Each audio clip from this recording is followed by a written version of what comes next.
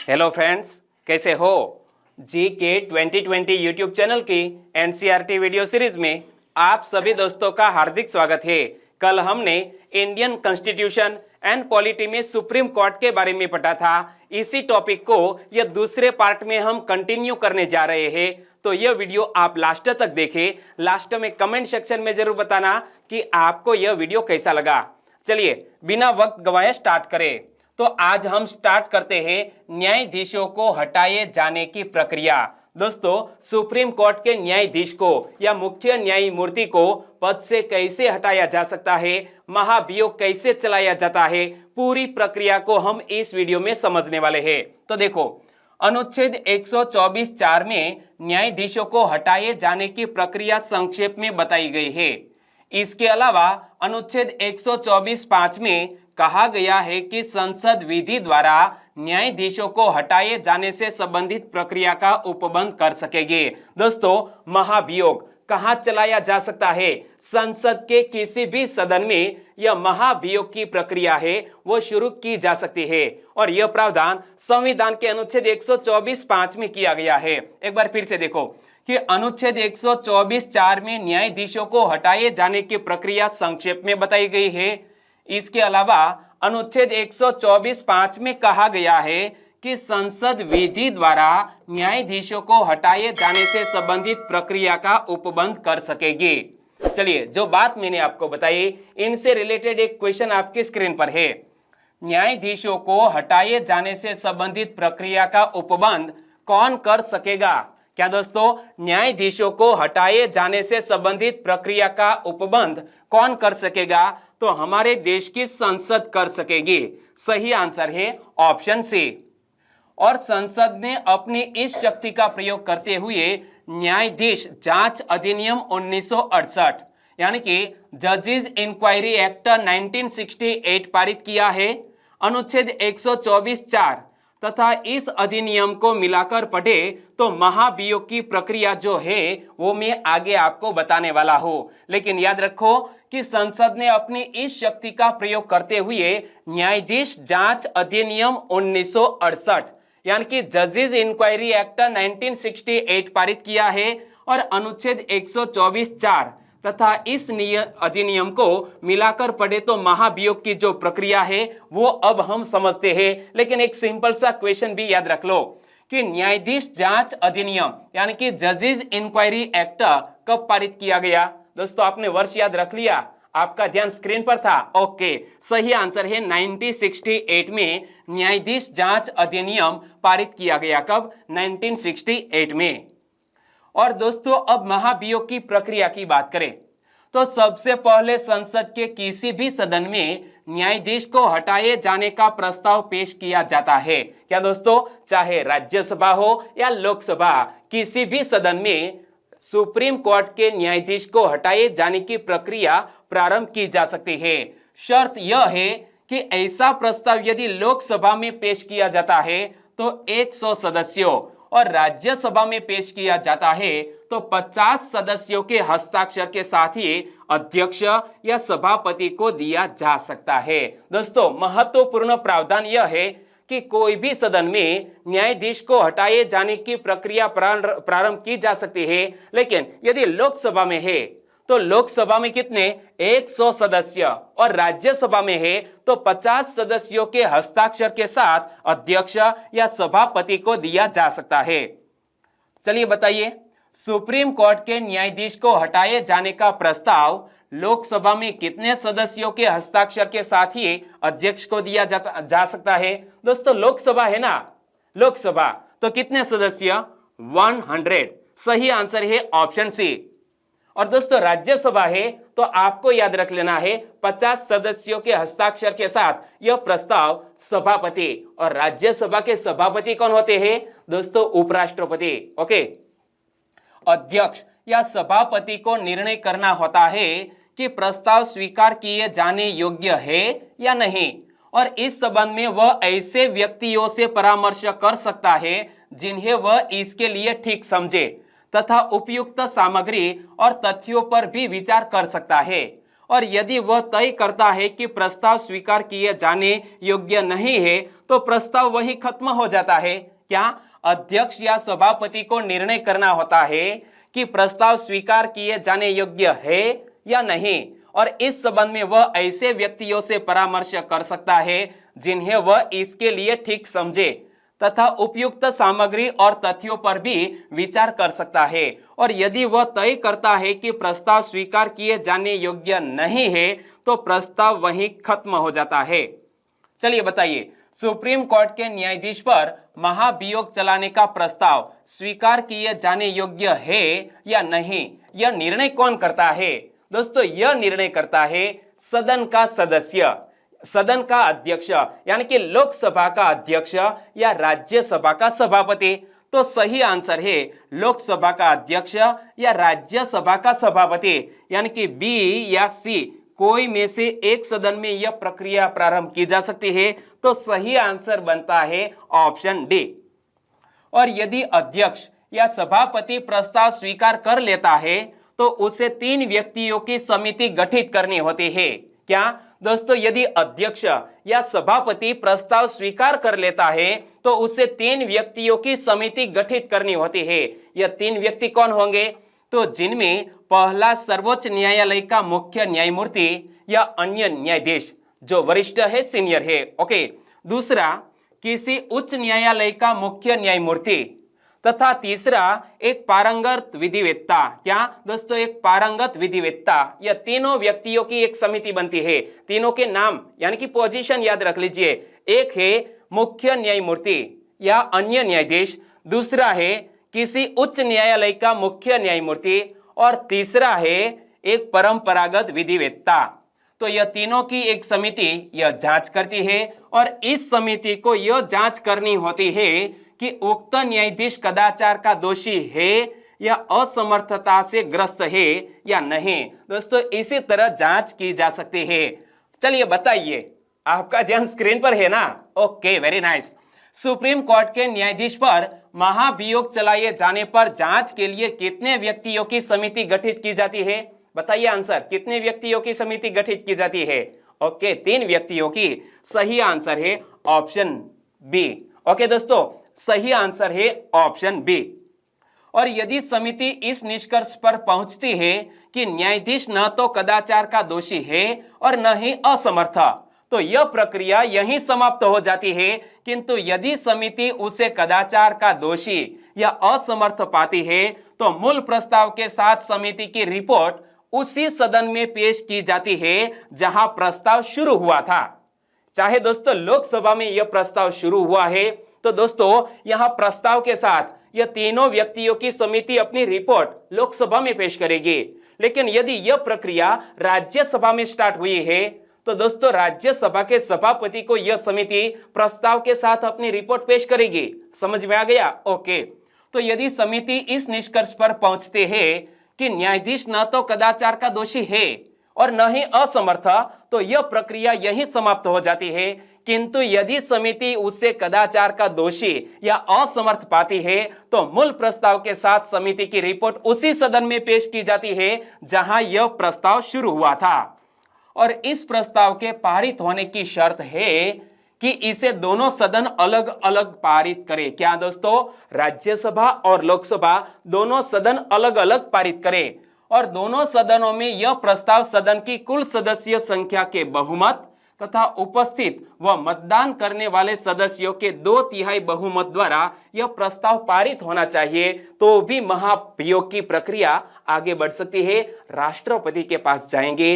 राष्ट्रपति दोस्तों यह जो सुप्रीम कोर्ट का न्यायाधीश है या मुख्य न्यायमूर्ति है, उन पर जो महाभियोग की प्रक्रिया चलाई गई है उनको दोस्तों पद से हटाने के लिए वो आदेश देगा। ओके, और यह पूरी प्रक्रिया है। ओके, तो इस प्रस्ताव के पारित होने की शर्त है कि इसे दोनों सदन अलग अलग पारित करें।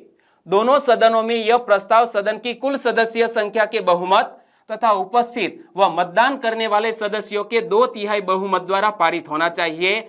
और दोस्तों एक मजेदार क्वेश्चन आपकी स्क्रीन पर आ गया है। बताइए, सुप्रीम कोर्ट के न्यायाधीश पर महाभियोग चलाए जाने के संदर्भ में कौन सा कथन सही है? जो इंफॉर्मेशन मैंने आपको बताई है इनसे रिलेटेड यहाँ 2 सेंटेंस है, दोनों को ध्यान से पढ़ते हैं कि इस प्रस्ताव के पारित होने की शर्त है कि इसे दोनों सदन अलग अलग पारित करे, बिल्कुल सही बात है।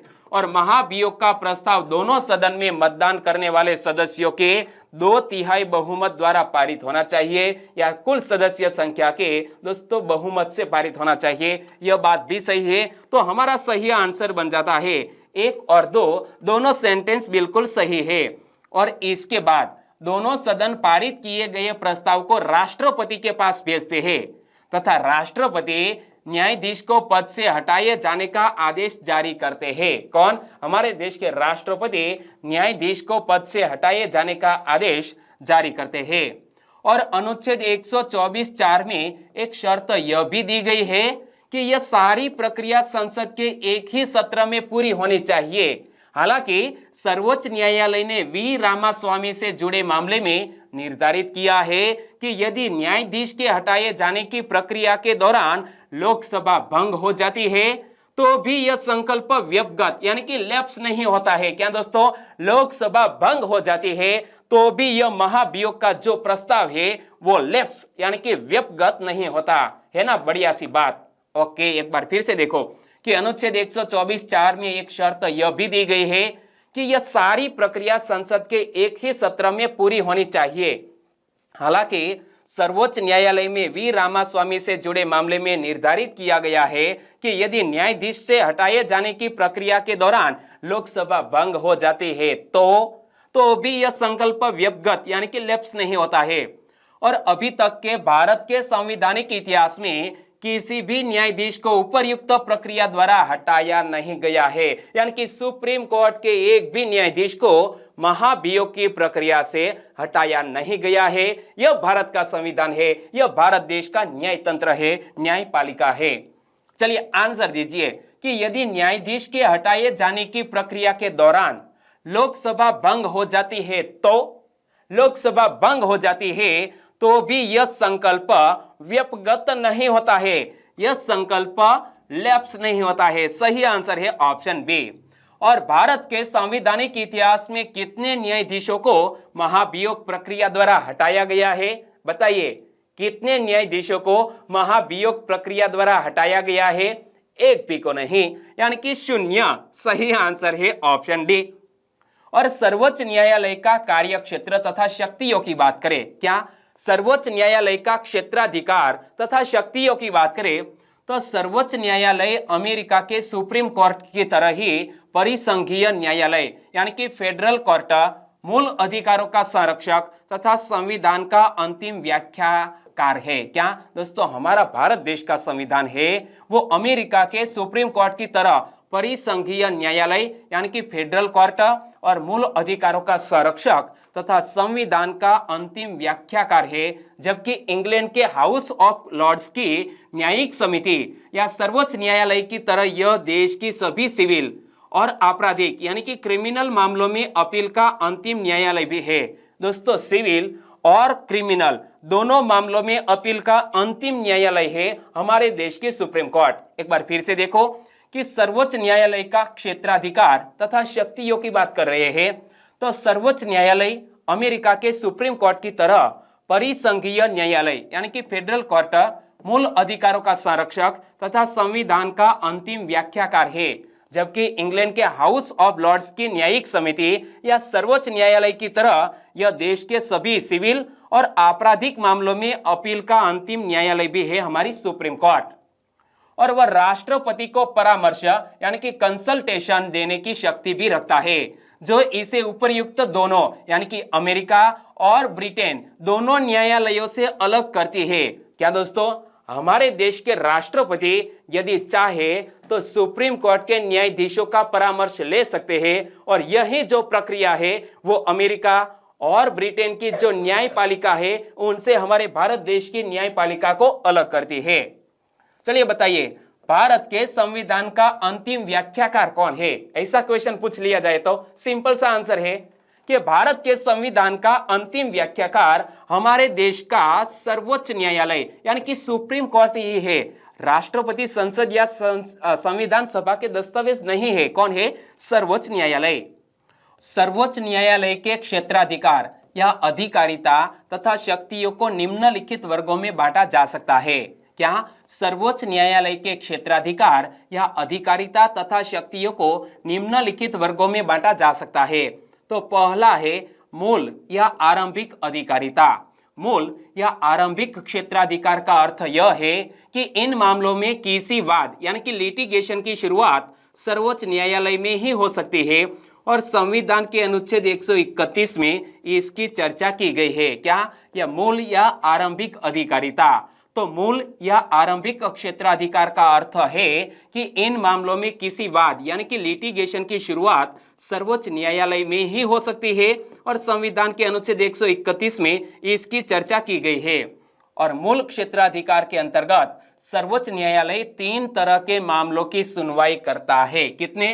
3 तरह के मामलों की सुनवाई करता है। तो यह 3 तरह के मामलों में से पहला मामला ऐसा हो सकता है कि ऐसे विवाद जिनमें एक तरफ भारत सरकार हो तथा दूसरी तरफ एक या एक से अधिक राज्यों की सरकारें हो। दूसरा मामला, ऐसे विवाद जिनमें एक तरफ एक या एकाधिक राज्य हो तथा दूसरी तरफ भी एक या एकाधिक राज्य हो। और तीसरा मामला, ऐसे विवाद जिनमें एक और भारत सरकार तथा एक या एकाधिक राज्य हो तथा दूसरी ओर एक या एकाधिक राज्य हो। तो यह तीनों मामलों की सुनवाई सुप्रीम कोर्ट में ही शुरू की जा सकती है। चलिए बताइए, मूल क्षेत्राधिकार के अंतर्गत सर्वोच्च न्यायालय कितने तरह के मामलों की सुनवाई करता है?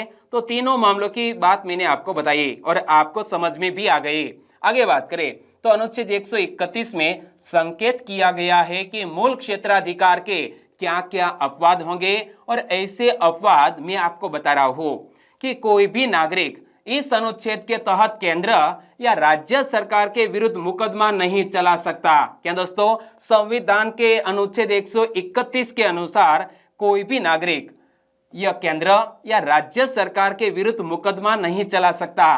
केवल केंद्र और राज्यों की सरकारें ही इस अनुच्छेद के अंतर्गत मामले उठा सकती है। और अनुच्छेद 131 के परंतु यानी कि प्रोविजो में बताया गया है कि संविधान के आरंभ से पहले की गई किसी संधि यानी कि ट्रीटी, करार यानी कि एग्रीमेंट, सनद या ऐसी ही किसी अन्य लिखत यानी कि इंस्ट्रूमेंट से जुड़े मामले इन अनुच्छेद के अधीन नहीं उठाए जा सकेंगे। क्या? अनुच्छेद 131 के परंतु यानी कि प्रोविजो में बताया गया है कि संविधान के आरंभ से पहले की गई किसी संधि, करार, सनद या ऐसी ही किसी अन्य लिखत से जुड़े मामले इस अनुच्छेद के अधीन नहीं उठाए जा सकेंगे।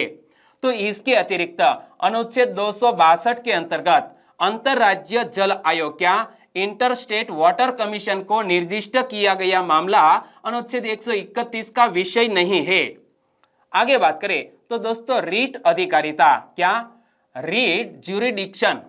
तो संविधान के अनुच्छेद 32 में सर्वोच्च न्यायालय को रीट अधिकारिता दी गई है। यहां से कई बार एग्जामिनेशन में क्वेश्चन पूछ लिया गया है कि संविधान के किस अनुच्छेद में सर्वोच्च न्यायालय को रीट अधिकारिता दी गई है। तो हमें संविधान का अनुच्छेद याद रख लेना है, अनुच्छेद 32, और जिसके तहत उसे नागरिकों के मूल अधिकारों की रक्षा के लिए 5 रीटों बंदी प्रत्यक्षीकरण, परमादेश, प्रतिषेध, उत्प्रेषण तथा अधिकार पृच्छा यानी कि को वारंट सहित अन्य प्रकार की रीटें, निर्देश और आदेश जारी करने की शक्ति है। किसको? सुप्रीम कोर्ट को। एक बार फिर से देखो कि रीट अधिकारिता के मामले में सुप्रीम कोर्ट के पास क्या शक्ति है। संविधान के अनुच्छेद 32 में सर्वोच्च न्यायालय को रीट अधिकारिता दी गई है जिसके तहत उसे नागरिकों के मूल अधिकारों की रक्षा के लिए 5 रीटों बंदी प्रत्यक्षीकरण, परमादेश, प्रतिषेध, उत्प्रेषण तथा अधिकार पृच्छा सहित अन्य प्रकार की रीटें, निर्देश यानी कि डायरेक्शंस और आदेश यानी कि ऑर्डर्स जारी करने की शक्ति है। और दोस्तों यहाँ जब रीट की बात आई है तो रीट से जुड़ा हुआ एक वीडियो हमारे चैनल पर अवेलेबल है, आपकी जरूरत के लिहाज से देख सकते हैं। चलिए इस क्वेश्चन का आंसर दीजिए। संविधान के किस अनुच्छेद में सर्वोच्च न्यायालय को रीट अधिकारिता दी गई है? तो संविधान के अनुच्छेद 32 में सुप्रीम कोर्ट को रीट अधिकारिता दी गई है। सही आंसर है ऑप्शन सी। और अपीलीय अधिकारिता की बात करें तो सर्वोच्च न्यायालय सिविल तथा आपराधिक दोनों तरह के सभी मामलों में अपील का अंतिम न्यायालय भी है। क्या? सर्वोच्च न्यायालय सिविल तथा आपराधिक सभी तरह के मामलों में अपील का अंतिम न्यायालय है हमारी सुप्रीम कोर्ट। और सर्वोच्च न्यायालय के अपीलीय क्षेत्राधिकार को 4 भागों में बांटा जा सकता है। एक, संवैधानिक विषयों से जुड़े अपीलें। क्या? संवैधानिक विषयों से जुड़ी अपीलें, जिसका प्रावधान दोस्तों संविधान के अनुच्छेद 132 में है। सिविल विषयों से जुड़ी अपीलें, जिसका प्रावधान अनुच्छेद 133 में है। आपराधिक मामलों से जुड़ी अपीलें, जिसका प्रावधान संविधान के अनुच्छेद 134 में है। विशेष अनुमति से की जाने वाली अपीलें, जिसका प्रावधान अनुच्छेद 136 में है। दोस्तों संवैधानिक विषयों की बात आए तो अनुच्छेद 132, सिविल विषयों की बात आए तो अनुच्छेद 133, आपराधिक क्रिमिनल मामलों की बात आए तो अनुच्छेद 134 और विशेष अनुमति से की जाने वाली अपीलों की बात आए तो अनुच्छेद 136। चलिए आंसर दीजिए। सर्वोच्च न्यायालय के अपीलीय क्षेत्राधिकार को कितने भागों में बांटा जा सकता है? तो 4 भागों की बात मैंने आपको बताई। कितने? 4 भागों में बांटा जा सकता है। संवैधानिक विषयों से जुड़ी अपीलों की बात करें तो संविधान के अनुच्छेद 132 के अंतर्गत प्रावधान है कि यदि किसी उच्च न्यायालय के किसी निर्णय, डिक्री या अंतिम आदेश से कोई ऐसा प्रश्न जुड़ा है जो संविधान से संबंध विधि का सारवान प्रश्न है और उच्च न्यायालय इस आशय का प्रमाण दे देता है, तो सर्वोच्च न्यायालय में इसकी अपील की जा सकेगी। और यह मामला सिविल भी हो सकता है, आपराधिक यानी कि क्रिमिनल भी और अन्य भी हो सकता है। एक बार फिर से देखो कि संवैधानिक विषयों से जुड़ी अपीलें, अनुच्छेद 132 के अंतर्गत प्रावधान है कि यदि किसी उच्च न्यायालय के किसी निर्णय, डिक्री या अंतिम आदेश से कोई ऐसा प्रश्न जुड़ा है जो संविधान से संबंध विधि का सारवान प्रश्न है और उच्च न्यायालय इस आशय का प्रमाण दे देता है, तो सर्वोच्च न्यायालय में उसकी अपील की जा सकेगी। और यह मामला सिविल भी हो सकता है, आपराधिक भी हो सकता है और अन्य भी। और सिविल मामलों से जुड़ी अपीलों की बात करें तो अनुच्छेद 133 के तहत सर्वोच्च न्यायालय में कोई भी सिविल अपील तभी लाई जा सकती है जब निम्नलिखित 3 शर्तें पूरी हो। पहली शर्त, उस मामले में विधि का सारवान प्रश्न निहित होना चाहिए। दूसरी बात, वह प्रश्न सामान्य महत्व यानी कि जनरल इंपॉर्टेंस का हो, अर्थात पक्षकारों यानी कि पार्टियों के अलावा बहुत से अन्य व्यक्तियों या लंबित मामलों पर उसका प्रभाव पड़ने वाला हो। और तीसरी बात, उच्च न्यायालय की राय में उस प्रश्न का निर्धारण सर्वोच्च न्यायालय द्वारा किया जाना आवश्यक हो। एक बार फिर से देख लो जो मैं आपको बात बताने जा रहा हूं कि सिविल मामलों से जुड़ी अपीलें, अनुच्छेद 133 के तहत सर्वोच्च न्यायालय में कोई भी सिविल अपील तभी लाई जा सकेगी जब निम्नलिखित 3 शर्तें पूरी हो। पहली शर्त कि उस मामलों में विधि का सारवान प्रश्न निहित होना चाहिए। दूसरी बात, वह प्रश्न सामान्य महत्व यानी कि जनरल इंपॉर्टेंस का हो, अर्थात पक्षकारों के अलावा बहुत से अन्य व्यक्तियों या लंबित मामलों पर उसका प्रभाव पड़ने वाला हो। और तीसरी शर्त, उस न्यायालय की राय में उस प्रश्न का निर्धारण सर्वोच्च न्यायालय द्वारा किया जाना आवश्यक हो। चलिए अब आपराधिक मामलों से जुड़ी अपीलों की बात करते हैं। Appeals on criminal matters. तो आपराधिक मामलों में अपील 2 तरह से की जा सकती है। पहली कि उच्च न्यायालय के प्रमाण पत्र के साथ और दूसरी उच्च न्यायालय के प्रमाण पत्र के बिना। क्या? आपराधिक मामलों में अपील 2 तरह से की जा सकती है, उच्च न्यायालय के प्रमाण पत्र के साथ और दूसरी उच्च न्यायालय के प्रमाण पत्र के बिना। और आपराधिक मामलों में अपील का एक दूसरा रास्ता भी खुला है। इसके लिए उच्च न्यायालय के प्रमाण पत्र की आवश्यकता नहीं होती। पीड़ित व्यक्ति को अधिकार है कि वह कुछ विशिष्ट स्थितियों में अधिकार पूर्वक सर्वोच्च न्यायालय के समक्ष अपील की याचिका दायर करे। और मूल संविधान में ऐसी 2 स्थितियां बताई गई है। यदि सत्र न्यायालय यानी कि सेशंस कोर्ट ने किसी अभियुक्त की दोष मुक्ति का आदेश दिया हो, किंतु उच्च न्यायालय ने अपील की सुनवाई में दोष मुक्ति के आदेश को पलटते हुए अभियुक्त को दोषी ठहराया हो और मृत्यु दंड का आदेश दिया हो।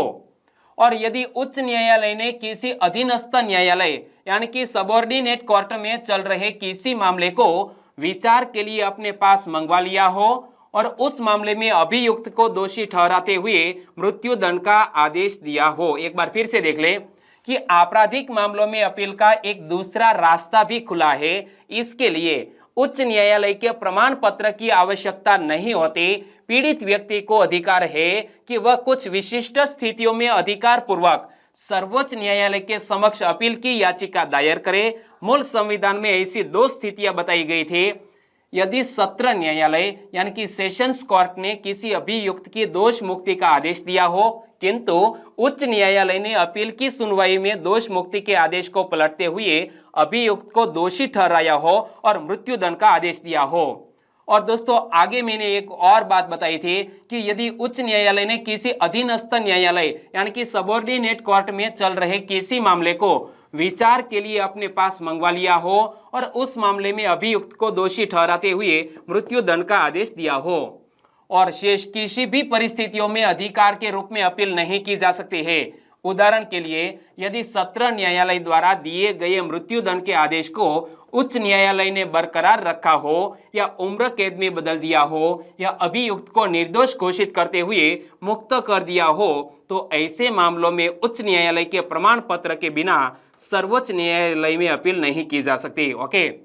और संविधान के अनुच्छेद 134(2) संसद को शक्ति देता है कि वह आपराधिक मामलों में सर्वोच्च न्यायालय की अपील ग्रहण करने की अधिकारिता को बढ़ा सकता है। क्या संविधान का अनुच्छेद 134(2) संसद को यह शक्ति देता है कि वह आपराधिक मामलों में सर्वोच्च न्यायालय की अपील ग्रहण करने की अधिकारिता को बढ़ा सकती है।